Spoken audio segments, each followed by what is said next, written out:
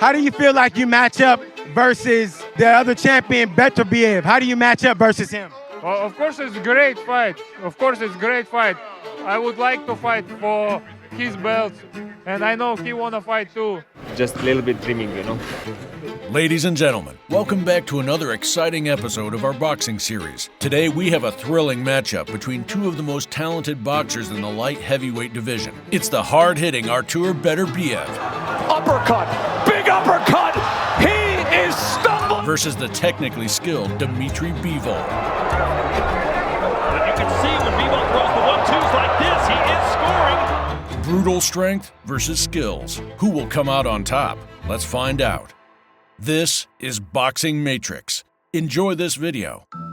But first, let's understand why a fight like that builds up from childhood years and accomplishment in the amateur scene. Artur Beterbiev was born in 1985 in the small town of Kazavirt in the Republic of Dagestan. He grew up in a Chechen family, in a region known for its martial culture and history of combat sports. A young Beterbiev, who from the age of 8, 9, or 10 years old, earned a negligible wage at a local petrol garage, had the same lust for street fighting as many others of his generation. It was only his brother's intervention that took him to the boxing gym, beginning the honing of a strength and skill set that have made him among the most dangerous and feared fighters on the planet, the latest symbol of the growing power of the East. It took Beterbiev only 6 months to win his first local junior championship and begin the largely upward trajectory that took him from the wild, youthful street fighter to an amateur of almost the very highest caliber, winning silver at the 2007 World Championships and gold 2 years later, and becoming the 2006 and 2010 European champion.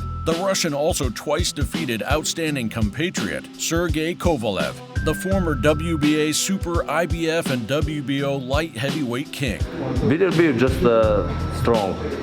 strong, you know, like, and he can punch, yes. But I fought with him, you know, like twice already. Where's the tension come from? Because we was from amateur. Yeah, from the amateur. Yeah, I won the fight, like, but the victory gave to him. Further fine victories over Michael Hunter Jr., Abbas Atoev, and Evgeny Makarenko enhanced Beterbiev's reputation as a fighter truly capable of earning parity with the era's amateur greats. But his ultimate goal of becoming an Olympic champion, having reached Beijing in 2008 and London 2012, eluded him after losing to Oleksandr Usyk in a quite competitive fight. Well from the waist, as do most of the Ukrainians. Best is Lomachenko, lightweight from Usyk here. This is a good start from Beterbiev.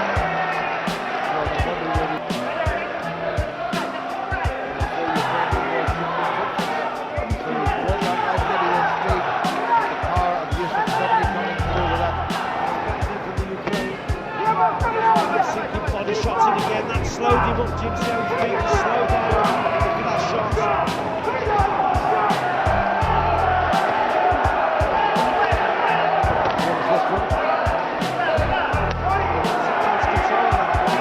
They think he's got to target the body. This is going to target the body and see if he attacks the head. This might be a second. As the world number one done enough. I think he may well have. He's going to use it. In the red corner, representing Ukraine, Alexander Usyk. Dmitry Bivol was born in 1990 in a small farming town named Togmok in Kyrgyzstan. Kyrgyzstan is a nation with a special love for combat sports. Despite having a small population of under 7 million and lackluster resources, especially in the 90s, Kyrgyzstan has produced several world champions in MMA, kickboxing, and boxing. During the 90s, most children in Kyrgyzstan competed in combat sports, and Bivol also got his start in Wushu, as he loved Jackie Chan movies as a kid. However, by the age of 6, he knew that he didn't like throwing kicks and transitioned to boxing. His father, Yuri, took him to the gym and attended tournaments with him as well. Even as a child, Bivol developed incredible defense, which along with his size allowed him to take on older opponents. In 2002, Bivol's parents moved to Russia to give Bivol better opportunities in boxing. They sold everything and took a massive risk, but the bet paid off as Bivol continued to improve and became a world-class boxer. Dmitry Bivol has a very impressive amateur career. As a teenager, he won gold medals in multiple European youth tournaments. and the Cadet World Championships as well. He also competed in the World Youth Championships, where he won the bronze medal. In 2013, Dmitry Bivol won gold in the World Combat Games held in St. Petersburg, Russia, and ended his amateur career with an incredible record of 268 wins with only 15 losses. He turned pro the next year at the age of 24 and started his domination in the professional ranks as well. The journey to the top of the ranks for Artur Beterbiev started with his fight against Enrico Koling. They got off to a slow start and it never picked up as they measured each other and showed respect. But Beterbiev was the aggressor. He marched forward, landed stiff jabs to the head and belly as he pushed Koling into the ropes throughout the fight. I thought that question was to me, right here. Yeah, he wants more than that. And if he does more than that, he might chance to win. What will you do, Mr. Koling? Like that. Sharp right hand. Work here in round one. Belt. Beterbiev was the man. BK wanted Koling to keep moving, not stay against the ropes, and not victory or survival. Early in the round, Koling was definitely letting his hands go. Koling continued to stay in survival mode, but Beterbiev continued to fire away with a potent jab and some body shots. Koling's offensive consisted of the occasional jab, many of which missed the target. Koling, an Olympian, but making his first trip to the U.S. and so far making a good account of himself. It seems now that the people who suck your energy. That's the UFC, right? Yeah. Maybe if you could... Andre Ward, his two big fights with Sergey Kovalev done, he might be the man that could take over. Teddy, who do you think is the best light heavyweight in the world, Teddy? You're 12 knockouts. If he's your best guy, how come you don't know his name? He's got a murderous straight left hand, a power punch for a southpaw. But I think that there's guys that are a little bit better than him. Beterbiev continued to go after Koling in the final round and finally broke through. He dropped him to a knee from an accumulation of punishment and then charged at him when the fight resumed. When he floored him again with a heavy right hand, the fight was waived. Not turned out to be But he would be the first guy to take him to this full distance. Beterbiev comes out a little more. Again, you can sense. But that's why I said when Mark had asked me rounds and rounds earlier. Koling takes a knee as he goes down, as he has been beaten down. Seeing that right now. Beterbiev has never had to stand in the ring and listen to a decision as a professional. And down goes Koling, and that's it. He will still not have to listen to the cards. A knockout win and the light heavyweight championship to Artur Beterbiev. On the other hand, we have Dmitry Bivol, who at the time was the WBA light heavyweight champion. While Bivol doesn't have the knockout power of Beterbiev, he constantly showcases the sweet art of boxing. The fight that put Bivol on the map was against Joe Smith Jr. Let it be known that Smith faced both Bivol and Beterbiev, so we want you to judge who had a more dominant performance against him. In the first round, it was clear that Smith came to destroy Bivol. You can see Smith was looking for the knockout and applying pressure, while Bivol was looking to box and take it from there. Last fight, and Smith did rise to the occasion, Sergio. Yes, he did. It was a sad way for a legend to go, but that's how legends die hard. The chant is up here. We're in Verona, New York, Hall of Fame. So it is a drive. He was all puncher, but like he told us, I actually like using my feet. I like feinting. I like looking up. Good jab again by Bivol. And another. Aware of that as he tries to go inside. In the middle of the fight, Smith was trying everything he had to throw with evil intentions. Bivol was casually slipping out of the way and popping the jab, keeping Smith at distance, which was forcing him to lunge with those right hands. Bivol certainly wasn't that close. Smith tried that overhand right again. I doubt it's going to work with an educated boxer like Bivol. He should try to set that up, go downstairs, touch him somewhere else. Again, it's strange to say when a guy's had his jaw broken twice. He's got a good jaw. Every punch perfect. That's economical on his part. Doubles up on the jab, and he hits him with that second jab. Able to spray out a few more and keep Smith at bay. Because I didn't have Bivol's power. But Bivol, he told us in the fighter meetings, I love foot feigning, I love defense. After Smith got schooled for 11 straight rounds, he didn't come out more aggressive. Instead, he was going for it all. He decided to box, and Bivol almost finished Smith off with a hard right hand that stunned him. going on? What the bleep just happened? At the title. He's got 2 minutes. Bivol lands back. Hard about it. But Joe Smith has that world-class power there, so he can land the hammer. This is too quiet of a round here. Follows Joe Smith Jr. Can he keep him at bay? Standing right in front of him and lands a hard right hand. Smith is running out of time. He really burns a lot of gas in the 11th, and now Bivol has him hurt. Hard right hand. Smith has never been down. Bivol on the attack, but it's over. And still, the WBA light heavyweight champion of the world, Dmitry Bivol. Conclusion? Bivol's skills were on another level. But how about Beterbiev's performance against Joe Smith Jr.? Well, he proved to have a much better performance than Bivol. Smith unleashed a left hook to start the fight, and an exchange of jabs was immediate. Beterbiev jabs were stiff, while Smith tried to throw the right hand a lot. What followed later was a slugfest. Beterbiev's more like a steam engine, gets chugging uphill. He's going to have to be better tonight. And Joe Smith is doing the right thing by pressing the issue in a smart way, the tone, and trying to get a shot through. You see Beterbiev, he's going to want to take away. There it is. Smith is right in front of Beterbiev, which is fine to a point. But he cannot go to sleep being in front of a man that possesses the power that Beterbiev possesses. Smith tried to come around that wide guard. He does so again. There's a right hand from Beterbiev. And now the right hand from Beterbiev gets around the guard. It's a heavy shot. It's a clubbing shot. Oh, off balance. That's a slip. It was a clubbing shot. Looking forward behind the jab here. Closing seconds. Oh, off balance and scores the knockdown. Does Beterbiev. After starting the second round in similar fashion, it was only a question of how long Smith would be able to cling on. Beterbiev scored 2 more knockdowns early in the round, almost sending Smith through the ropes with a flurry of vicious shots. 2. Big exchange. Oh, he gets him again. Another clubbing. 2 minutes to work with here. Destructive. So heavy-handed. Road grading opponents. Another right hand gets around the guard. Uppercut tries to sneak in. There's a hook. There's an uppercut. Beterbiev's on the attack. Joe Smith is crumbling again into the ropes. He's a sitting duck to get knocked out.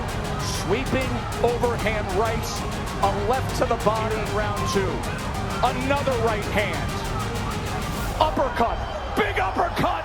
He is stumbling, and this is over. However, while all of Beterbiev's accomplishments are impressive, what is even more impressive is the fight between the pound-for-pound king Canelo Alvarez and Dmitry Bivol. While Bivol was a huge underdog, he managed to not only beat Canelo, who had his only loss from the legendary Mayweather fight, but outclass him in an embarrassing way. Bivol was getting the jab going right out of the gate. Canelo tried approaching him with hooks, but he had a lot of distance to cover. Bivol kept a steady stream of jabs bouncing off of Canelo's arms. So Canelo can't start off short and slow because Bivol's team this week, they want to be unpredictable with the right hand. They felt Kovalev. There's another uppercut trying to split the guard for Alvarez. But you can see when Bivol throws the 1-2s like this, he is scoring. a lot of power behind him. They're still having an effect. He's going to have a harder time doing it with Bivol because as well. In the fourth, Canelo came out more aggressive, while Bivol was constantly deflecting the punches. Alvarez kept going for Bivol's body, but was met with a stiff jab. At this point, Canelo seemed to be vulnerable.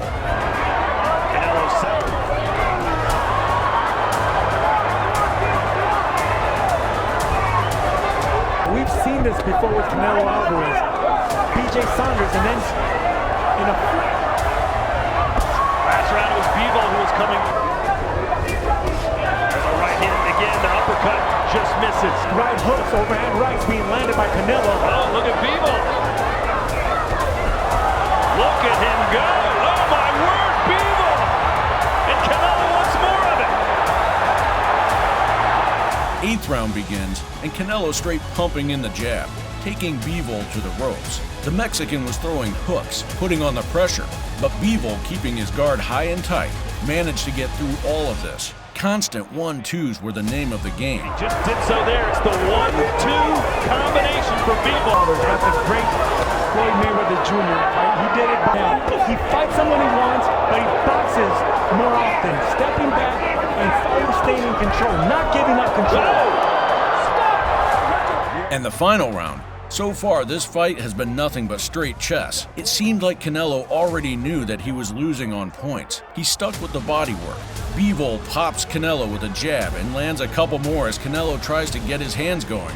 It was over. Mayweather has beaten him. Champion of the world.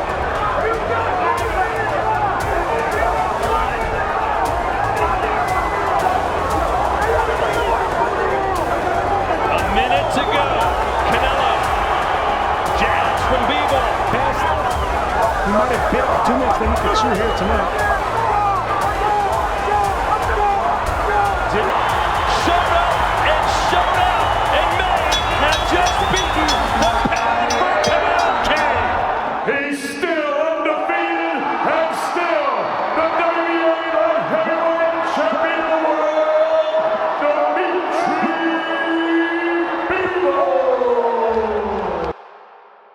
The champion had been defeated. Everyone now knew Bivol was one of the most dangerous men out there. Now, it was time for Beterbiev to show the world that he deserved the fight with Bivol.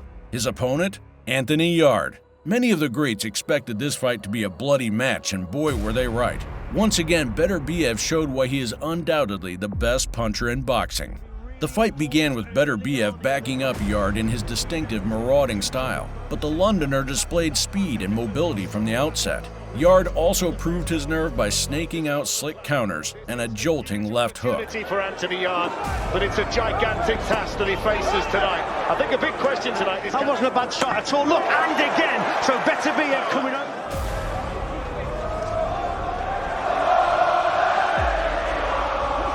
That's what he shouldn't be doing there. Just leaning with that right hand. He actually missed. Beterbiev came over that front foot, but he actually got home also with the right hand. Body shot fired in by Beterbiev. Every punch he throws. The champion settled into his methodical rhythm in the third round, and then came out for the fourth with bad intentions. Beterbiev's intensity was suffocating, and he hurt Yarde repeatedly. A small mouse was visible beneath Yarde's right eye, but he watched Beterbiev with hawkish vigilance. Now he's going to really test the metal. Anthony Yarde, good shot again, Beterbiev. Yarde was wobbled by that. Yarde tries to fire back. Beterbiev landing his best shots of the fight right at the start of the round. Worrying moments here for Anthony Yarde. He's a great finisher, the champion. Yarde having to dig deep, having to weather the storm, trying to ride through it. Maybe there's concern here now for Beterbiev has gone back to the ropes. He answers back with a great shot of his own. Both of them unloading powerful, hurtful punches here. After the seventh, with blood running down his cheek, like an unbroken line of tears, Yarde glanced briefly at his trainer before turning back to the heat and fury of Beterbiev. Beterbiev needed no further invitation. He unfurled another dark train of punches, only for the fight to be brought to a merciful end by Yarde's concerned trainer. As deep as this. Again, there's that little movement to Fletch. Quiet around at this stage, and he went away with that jab. Oh, Anthony Yarde caught! Anthony Yarde caught! Anthony Yarde down! A thunderous punch from Beterbiev. Blood pouring from that cut. Anthony Yarde caught again. Beterbiev can sense the finish. And it's all over. It's been stopped by Anthony Yarde's corner. Artur Beterbiev slumps to the canvas. That was it. Beterbiev had no one else left to fight other than Bivol. But what about Bivol? Was he willing to take this fight? Or should we say, take this risk? We also have to take into consideration the obstacles of making this fight. Timing is one. Beterbiev, a Muslim, will observe Ramadan between mid-March and mid-April, pushing his next fight until the summer. Bivol prefers to fight earlier, with a potential rematch with Canelo Alvarez looming in September. But would the fight really go? Beterbiev would probably start with a jab, trying to study Bivol's movements and habits in the ring. Bivol, on the other hand, will be elusive and throw constant hooks, as Beterbiev's stance allows this easily. If Bivol manages to understand Beterbiev and his whole fighting, there is no doubt that the fight would go the distance with a unanimous decision victory for Dmitry. But if the fight goes the other way around, Beterbiev will most probably knock out Bivol and be the king of the light heavyweight division. We should not lose hope for this fight, as there is no other opponent for Beterbiev, and Bivol will most likely accept this fight for legacy. Comment down below your thoughts on who will be the king of pound-for-pound boxing. This is Boxing Matrix. Thank you for watching.